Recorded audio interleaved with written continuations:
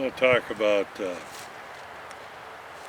situations where you may be in a rainforest or a jungle.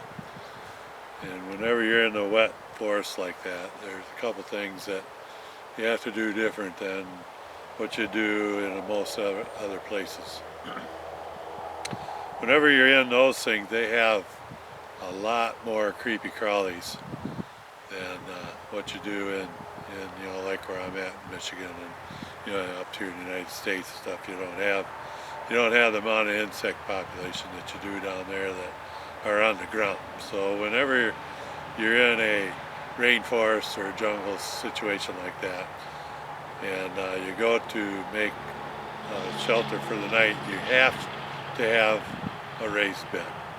You do not want to lay on the ground where all those guys are at. It's something that's a rule when you get in those types of woods that are rainforests like that. You got too many insects. Too many of those are also poisonous, and some of those, just one bite can send you into anaphylactic shock. That's not good.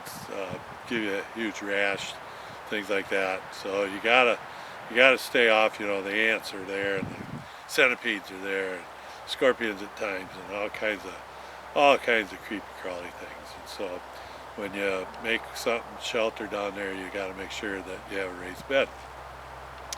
And lean-tos work really well in those situations down there because it's not cold. And I don't plan on going down to one in videos, so I figured I'd talk about it. And as you can see, this isn't rainforest weather here either, because we got Lake Michigan behind me, and we still got icebergs left. And so we can at least talk about it, though. If you're in that situation, lean-tos work well because it's warm down there, and so you can make a lean-to. And usually, when you make a lean-to, you want to make a frame, and then you want to do a shingle type situation. A lot of times, you'll find, the banana trees have the huge banana leaves. They work really great for shingling. And basically, you start at the bottom, and you make a row, and then you make another row above them that overlap, and so on until you get as high as you want with a lean-to. And then a lean-to, you want to make a raised bed so that you can sleep on that, and you can lash things together. You can find logs and stuff to do it. All kinds of ideas you can come up with for a raised bed. And then shingling, because basically the main thing down there is rain. And it rains a lot because that's why they're called the rainforest. And so you want something that you can get in and get dry for the night, and you can get a good night's sleep without getting rained on.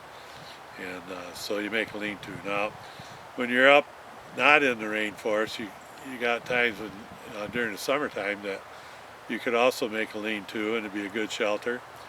And but up here, I've romped the woods a lot, and I've never seen a banana tree. And so, you got a few plants that have the big leaves, but sometimes those are few and far between. But you can still do shingling, even if you don't have banana leaves. You'll notice behind me out here, we got a reed patch back here, and reeds are good.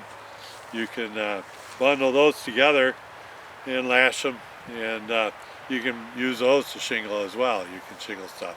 Cattails work. Long grasses work. And a lot of times with the long grasses, you'll have the main stalks that come up that you're going to use for your shingle. Down at the bottom, they'll have smaller, finer grass that grow at the base, and a lot of times you can use the finer grass to make the cordage to lash the other pieces together to go ahead and make your shingles. And I've even seen shingling done with grass that's only this tall.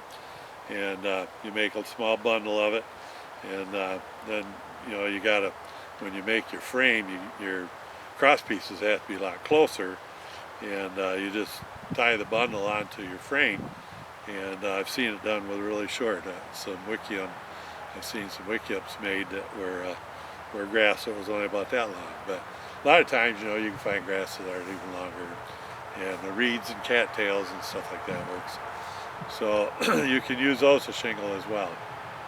And shingling works pretty good in a summer situation where it's going to be 7 degrees at night anyway, so you you aren't going to actually want a debris hut at that point, because that's a little too warm at that point.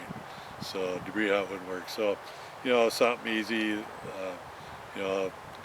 Lean-to works really nice. So I want to at least talk about rainforests and stuff, and the fact that you have to have that raised bed because there's just too many creepy crawlies, and no way do you want to be laying down there with them. A lot of them will stay on the forest floor. So if you get a raised bed, sometimes ants will still climb up. Once in a while you have centipedes, but you won't have the numbers that you will if you try to bed down right on the ground. So keep that in mind. Shingling works on a lot of different areas down there, especially in those wet forest areas. Shingling works really well. So it's good to practice things, when you're not in a survival situation, because then if you do get in a survival situation, you know exactly what to do. And so at this time, I'm going to tell you to go practice.